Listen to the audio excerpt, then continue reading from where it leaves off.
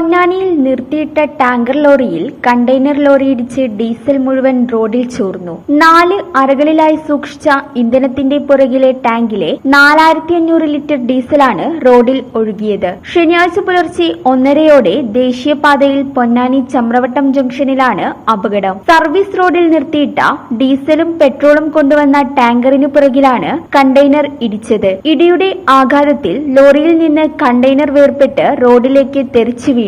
ടാങ്കറിനു പുറകിലെ അറയിലുണ്ടായിരുന്ന ഡീസൽ മുഴുവൻ ദേശീയപാതയിൽ ഒഴുകി. പെട്രോൾ നിറച്ച ടാങ്കുകൾക്ക് അപകടം പറ്റാതിരുന്നത് മൂലം വലിയ ദുരന്തമാണ് ഒഴിവായത്. സംഭവം അറിഞ്ഞെത്തിയ പൊന്നാനി പോലീസും ഫയർഫോഴ്സും റോഡ് അടച്ചാണ് രക്ഷാപ്രവർത്തനങ്ങൾ നടത്തിയത്. Ponnani fire and rescue station officer P സുനിലിന്റെ നേതൃത്വത്തിലുള്ള സംഘം മണിക്കൂറുകളോളം പ്രയത്നിച്ചാണ് റോഡിലൊഴുകിയ ഡീസൽ കഴുകിക്കളഞ്ഞത്. അപകടത്തിൽ റോഡിലേക്ക് തെറിച്ചു വീണ കണ്ടെയ്നർ ക്രെയിൻ ഉപയോഗിച്ച് റോഡിൽ എടുത്തുമാറ്റി ഗതാഗതം പുലർച്ചെയോടെ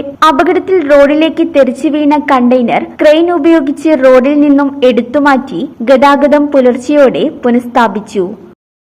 ഈ ചാനൽ ന്യൂസ് പൊന്നാനി.